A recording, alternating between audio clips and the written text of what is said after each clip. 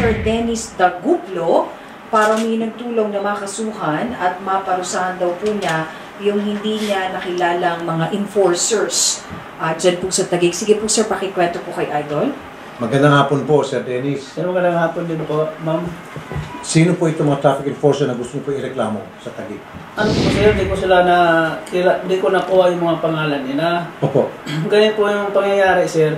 Yung nga sir, reklamo ko sila kasi binugbog nila ako. Yun. Inakit ako sa truck, balik, Okay. binatukan ako, pagbaba ko, sinalubong ko ng tatlo, binugbog Okay, ako. sige po. Kanina pa, sir, okay na sir. Kanina pa ito sir, baka mamaya bumitaw. Itong problema natin. Mr. Lito Laparan, Public Information Officer Taguig City. Sir, Yes, sir. andito po si Mr. Daguplo. Binugbog daw po siya ng mga traffic enforcers sa halip na siya po itulungan dahil nagkaroon po ng problema sa kalye, nasiraan siya sir. Okay. Si Mr. Danilo Cañaveral, ayaw na po kaming sagutin. Aha.